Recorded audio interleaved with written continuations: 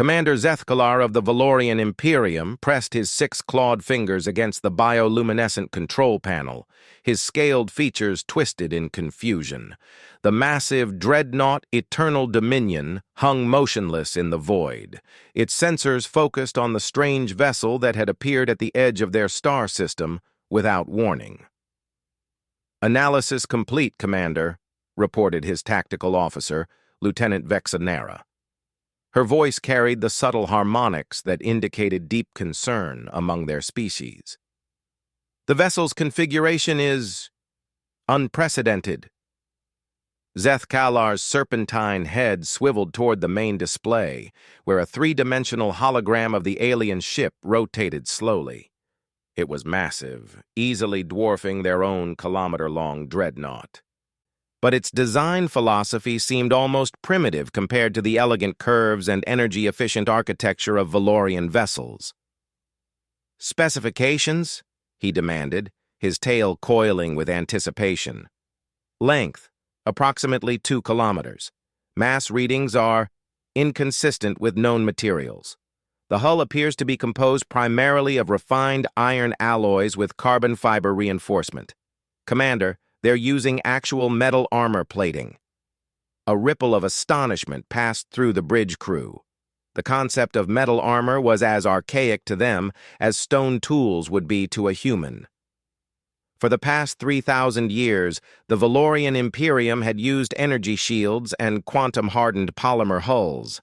Metal was what primitive species hammered into crude weapons before they discovered energy manipulation.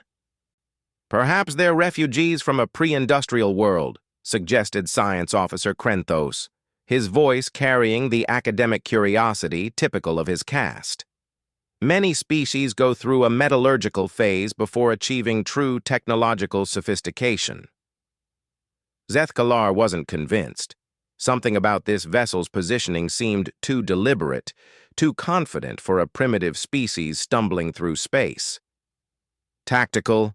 What's their weapons configuration?" Vexnara's scales shifted to a pale blue, the Valorian equivalent of raising an eyebrow. "That's where the readings become disturbing, Commander.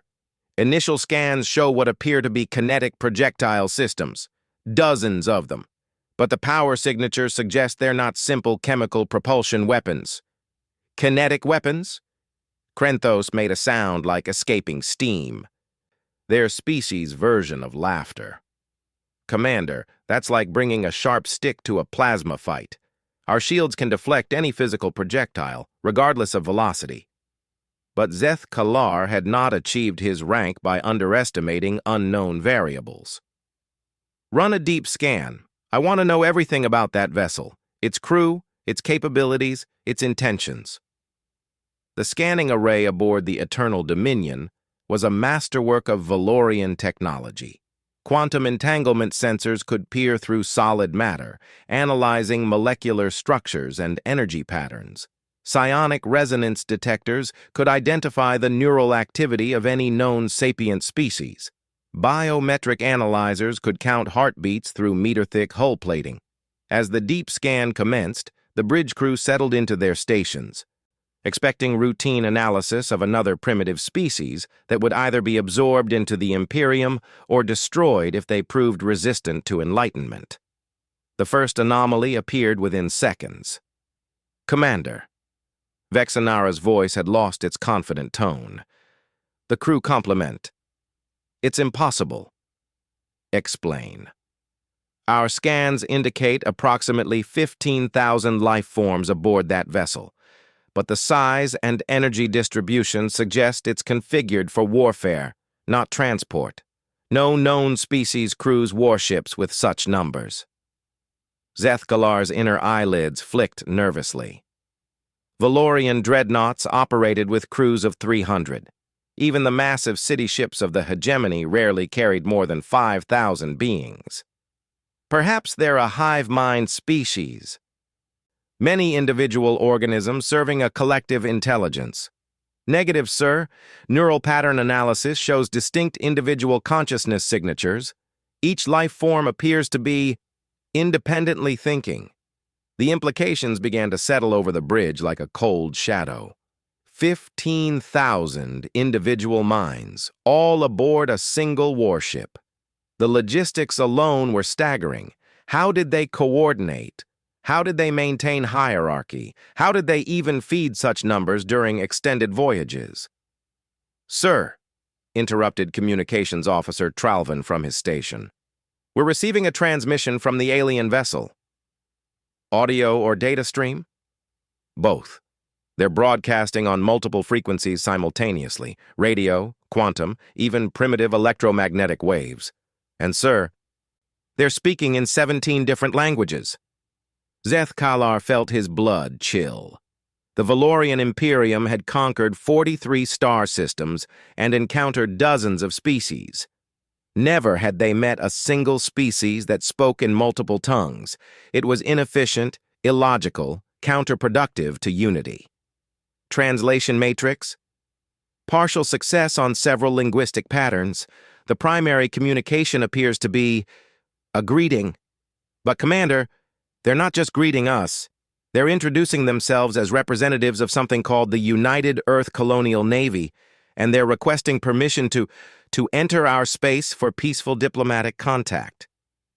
The bridge fell silent except for the soft hum of life support systems.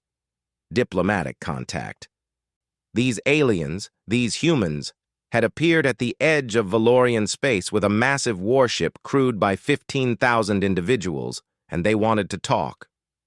"Sir," Vexnara's voice was barely above a whisper, "the deep scan is revealing additional data about their weapon systems.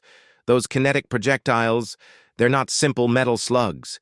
Each projectile appears to be a self-contained munition with its own guidance system, and they're loaded with what appears to be concentrated antimatter." Krenthos made a choking sound. Antimatter was known to the Valorians, but it was considered too dangerous for practical weaponry. The containment systems required were massive and unstable. To weaponize it was like trying to fight with a collapsing star. "How much antimatter per projectile?" "Approximately 50 grams. The number hung in the air like a death sentence. 50 grams of antimatter, properly released, could crack a small moon, and this vessel appeared to carry thousands of such projectiles. "Commander," Tralvin called out, his voice tight with barely controlled panic, "they're still waiting for our response to their diplomatic request. And sir, they're not powering weapons or shields. According to all readings, they're just waiting." Zeth Kalar stared at the holographic display. The human ship hung motionless in space, its massive bulk somehow managing to appear patient, despite being the most heavily armed vessel he had ever encountered. 15,000 crew members, antimatter weapons that could sterilize planets, and they wanted to talk. His tactical training screamed that this was a threat beyond anything the Imperium had faced. His diplomatic experience suggested that any species capable of such massive coordination and devastating firepower might be better approached as potential allies rather than enemies. His survival instincts simply screamed. "Sir," Vexnara reported, her voice now professionally controlled despite the magnitude of what she was saying. "Continuing deep scan analysis shows their ship is equipped with manufacturing capabilities. They appear to be able to produce ammunition, spare parts, even food during extended voyages. Commander, this isn't just a warship. It's a mobile civilization. A mobile civilization armed with antimatter weapons and crewed by 15,000 individual minds," Krenthos added quietly, "who appeared in our space and asked politely for permission to enter."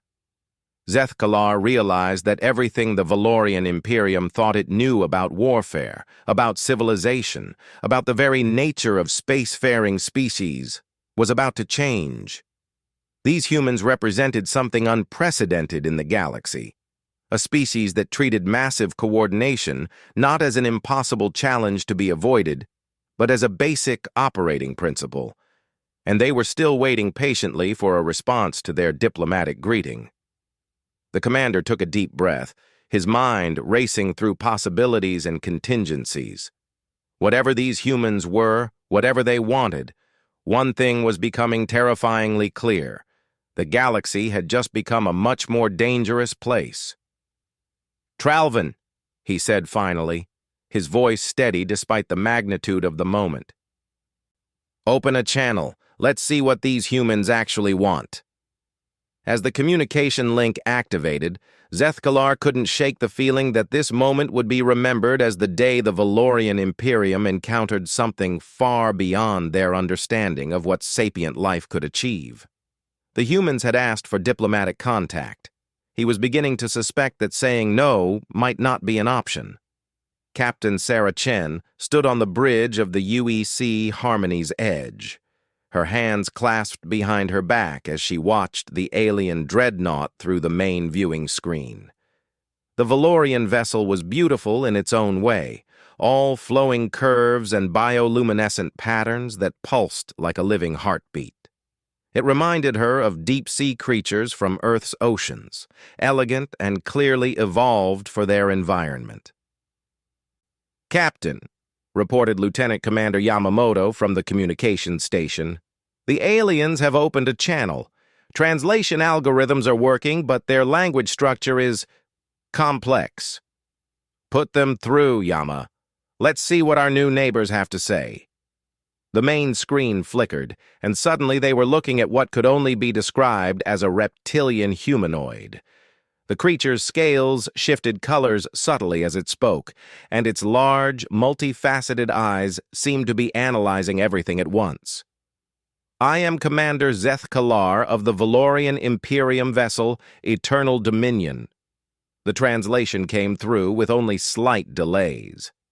"You have entered sovereign Valorian space without authorization. State your intentions." Sarah stepped forward, maintaining a respectful but confident posture.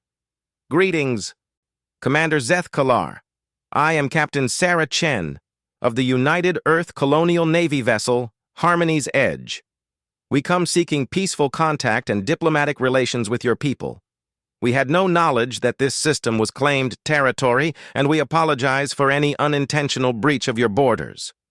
She could see confusion ripple through the alien bridge crew, visible behind their commander. Several of them were clearly agitated, their scales shifting through rapid color changes that her xenobiology training suggested indicated stress or surprise. "Captain Chen," Zethkalar's voice carried what the translation matrix interpreted as cautious formality. "Our scans of your vessel reveal unusual characteristics. Your crew complement appears extraordinarily large for a single vessel. Are you perhaps representatives of a collective consciousness?" Sarah couldn't help but smile slightly. It wasn't the first time aliens had been confused by human organizational capabilities. "No, Commander. We're all individuals. Humans tend to work together in large groups when the situation requires it. Our ship carries 15,000 crew members because that's what's needed to operate effectively during extended deep space missions." The silence from the Valorian bridge stretched long enough that Sarah began to wonder if the translation system had failed. Finally, Zethkalar responded. "Captain, forgive my directness, but our analysis suggests your vessel is heavily armed with unconventional weapons.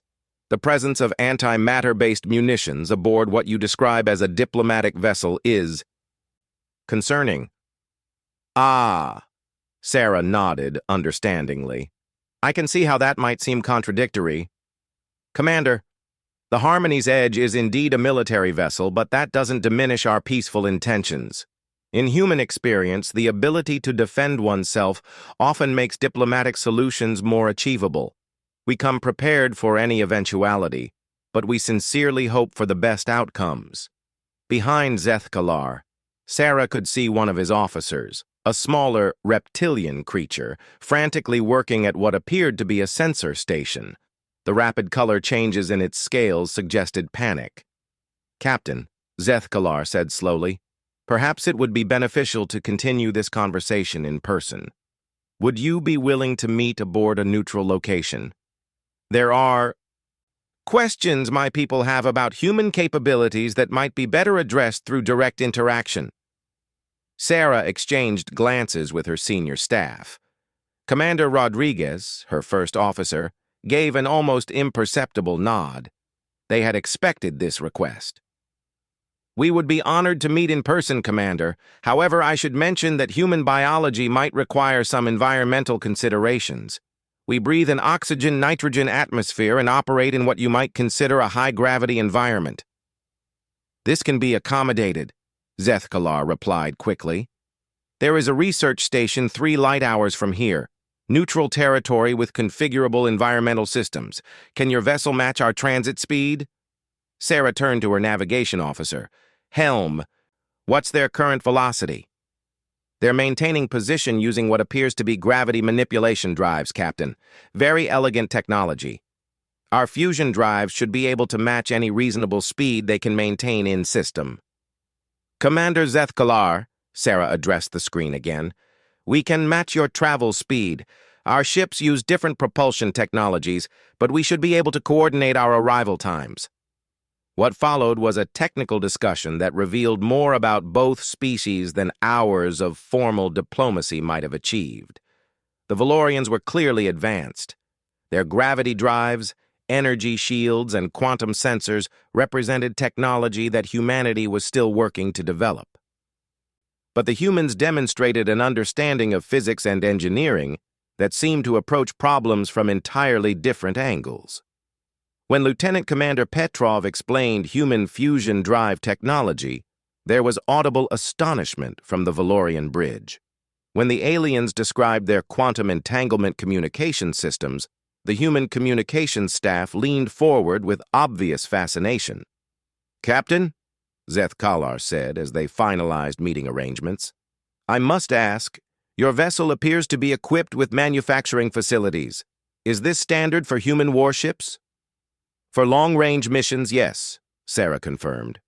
"The Harmony's Edge is designed to operate independently for up to 5 years without returning to port. We carry fabrication systems for everything from spare parts to food production. Self-sufficiency is a key principle in human space operations." She noticed more rapid color changes among the Valorian crew. Their commander's own scales had shifted to what their preliminary xenobiological analysis suggested indicated deep contemplation or concern. "Captain Chen," Zethkalar continued, "forgive another direct question, but our readings suggest your vessel carries enough raw materials and antimatter to sustain significant military operations for extended periods. How many vessels of this capability does humanity possess?" Sarah paused thoughtfully. This was clearly an intelligence-gathering question, but she had been authorized to share certain information to establish humanity's legitimate presence in the region. "Commander, the Harmony's Edge is one of 12 exploration-class vessels currently operating in this galactic sector. Each is capable of independent long-range operations. We also maintain smaller vessels for system defense and local operations, but for deep space diplomacy and exploration, ships like this one represent our primary capability." The implications clearly struck the Valorian bridge like a physical blow. 12 ships like this one. 12 mobile civilizations, each carrying 15,000 humans and enough firepower to sterilize solar systems. Each capable of operating independently for years while manufacturing their own supplies and ammunition. 12, Zethkalar repeated quietly. "In this sector," Sarah clarified gently, "humanity operates in several galactic regions. Commander, I hope you understand that while we come seeking peaceful relations, we're also quite capable of defending ourselves and our allies if necessary." The statement wasn't a threat. Sarah's tone remained diplomatic and respectful. But the message was clear. Humanity hadn't stumbled into this region of space by accident, and they hadn't come unprepared. "Captain Chen," Zethkalar said after a long pause, "I believe our governments have much to discuss. The Valorian Imperium has reconsidered certain assumptions about this region of space." Sarah nodded understandingly. "Change can be challenging, Commander. But in our experience, species that can adapt and grow together tend to prosper more than those that view every new contact as a threat. As they concluded the call and began preparing for the face-to-face meeting, Sarah couldn't help but feel optimistic. The Valorians seemed genuinely interested in peaceful contact, despite being clearly shocked by human capabilities. Their technology was advanced in areas where humanity still struggled, while human approaches to organization, logistics, and long-range operations seemed to exceed anything they had encountered. It could be the beginning of a very beneficial relationship for both species. What Sarah didn't know was that aboard the Eternal Dominion, Commander Zethkalar was frantically preparing a priority message to Valorian High Command, trying to find words to explain that everything they thought they knew about galactic power structures had just been fundamentally altered by a species that casually operated mobile cities armed with antimatter weapons and called it routine exploration. The galaxy was about to become a very different place. The neutral research station, Kepler's Rest, hung in the void between two gas giants, its modular design allowing for rapid environmental configuration. Commander Zethkalar adjusted his environmental suit as he walked through the airlock, accompanied by his senior staff and a full diplomatic escort. The human delegation was already waiting in the central conference chamber, which had been configured to accommodate both species' environmental needs. Captain Chen stood as they entered, her posture respectful but confident, flanked by officers whose bearing suggested competence and readiness. What struck Zethkalar immediately was how normal they looked. Despite the shocking capabilities of their vessel, these humans appeared to be standard bipedal mammals. No exotic cybernetic enhancements, no obvious signs of genetic manipulation, no collective neural interfaces that might explain their extraordinary coordination abilities. Commander Zethkalar, Captain Chen stepped forward with what appeared to be a ritual gesture, extending her hand palm forward. Welcome aboard, Kepler's Rest. Thank you for agreeing to this meeting. Zethkalar carefully replicated the gesture, noting how the human's grip was firm but not aggressive. Captain Chen, your species' customs are intriguing. As they settled around a conference table that had been hastily fabricated to accommodate both species' physiologies, Zethkalar found himself studying the human delegation more carefully.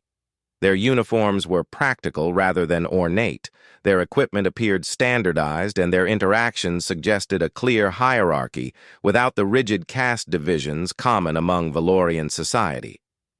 Commander, Captain Chen began, before we discuss formal diplomatic arrangements, I think it might be helpful if we shared some basic information about our respective species and civilizations. Our xenoanthropologists are fascinated by what we've learned about Valorian technology and social organization.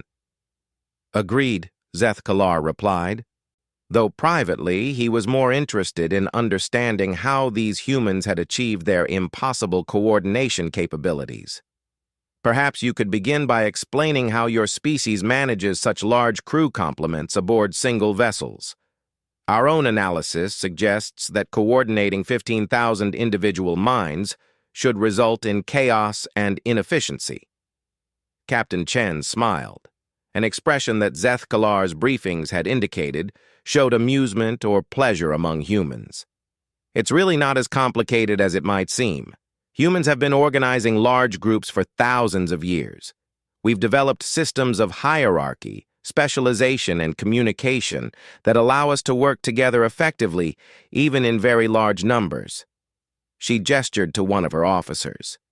Commander Rodriguez, would you mind explaining our crew organization structure? The human officer activated a holographic display showing the internal layout of their massive vessel. The ship is divided into departments: engineering, navigation, communications, weapons, life support, medical, research, and so on. Each department has its own chain of command, but all ultimately report to Captain Chen, Within departments, we have teams, and within teams, we have individuals with specific specializations. Zethkalar studied the organizational chart with growing amazement. It was incredibly complex, yet the humans spoke of it as if it were the most natural thing in the world. "But how do you maintain unity of purpose?" asked Science Officer Krenthos. "With so many individuals having independent thoughts and opinions, how do you prevent conflicts and maintain discipline?" "We don't prevent conflicts," Captain Chen replied matter-of-factly. "We manage them. Disagreement and debate often lead to better solutions. The key is having systems in place to resolve conflicts constructively and ensure that everyone understands their role in achieving our common goals." Lieutenant Commander Yamamoto spoke up. "For example, if our engineering department disagrees with navigation about the best route through a dangerous stellar region, they present their arguments to the captain. She makes the final decision based on all available information, and then everyone works together to implement that decision, even if they personally would have chosen differently." The concept was staggering to the Valorian delegation. In their society, disagreement with authority was seen as a sign of defective thinking that required correction. The idea that conflict could be productive rather than destructive challenged fundamental assumptions about civilization itself. "Captain Chen," Zethkalar said slowly, "how many humans exist in total? And how many vessels like yours does your species operate?" The human captain exchanged glances with her senior staff before answering. "Commander, humanity currently numbers approximately 47 billion individuals across our various colonies and settlements. As for ships like the Harmony's Edge, we currently operate 143 exploration-class vessels, plus several thousand smaller ships for various specialized purposes." The numbers hit the Valorian delegation like a physical blow. 47 billion individuals. 143 vessels like this one.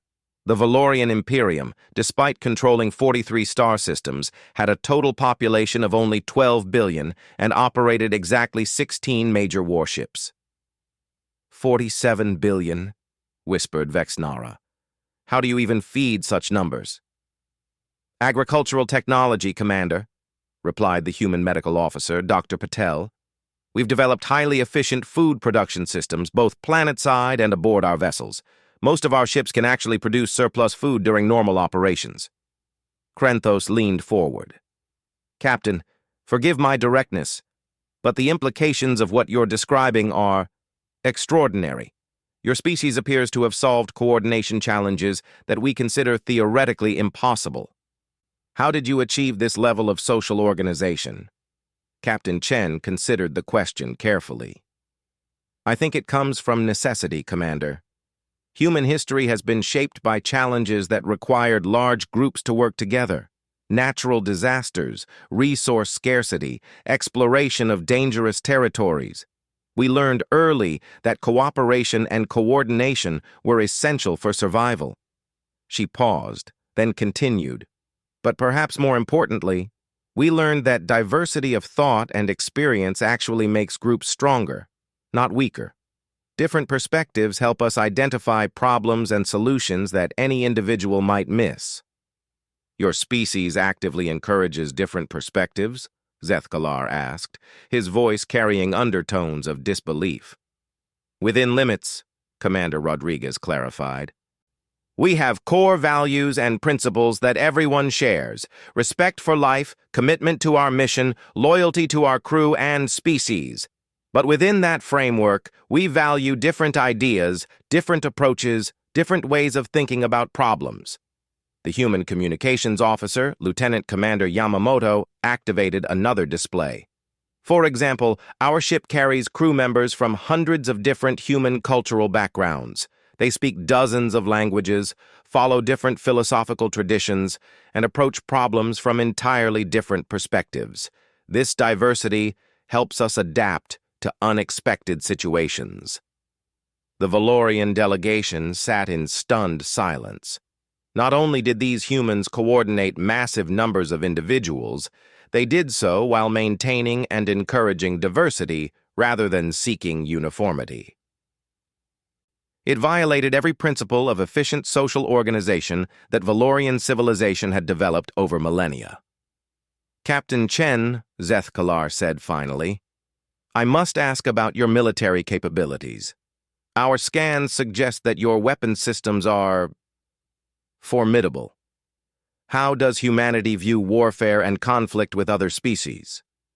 Captain Chen's expression became more serious. "Commander, humans have extensive experience with warfare. We've learned that the best way to prevent conflicts is to be prepared for them while actively seeking peaceful solutions. Our ships are heavily armed because we've encountered hostile species in other regions of the galaxy." "Hostile species?" Vexnara asked. Dr. Patel nodded grimly. "Unfortunately, not all species we've encountered have been as reasonable as the Valorians appear to be. We've faced several species that viewed any contact with aliens as an existential threat. We've learned to approach new contacts prepared for the worst while hoping for the best." "And when peaceful solutions fail?" Krenthos inquired. "Then we defend ourselves and our allies," Captain Chen replied simply. "Humans can be very effective in warfare when necessary, but we prefer not to be. That's why we're here talking rather than making assumptions about your intentions." Commander Rodriguez activated a final display showing a star map. "Commander Zethkalar, humanity currently has diplomatic relations with 17 different species across this galactic region. Some are military alliances, others are trade partnerships, and several are simply non-aggression pacts. We've found that most species, once they understand our capabilities and intentions, prefer cooperation to conflict." The map showed the staggering scope of human operations: trade routes connecting dozens of star systems, defensive pacts covering entire stellar regions, and exploration missions pushing into uncharted space. The Valorian Imperium's 43 systems looked tiny by comparison.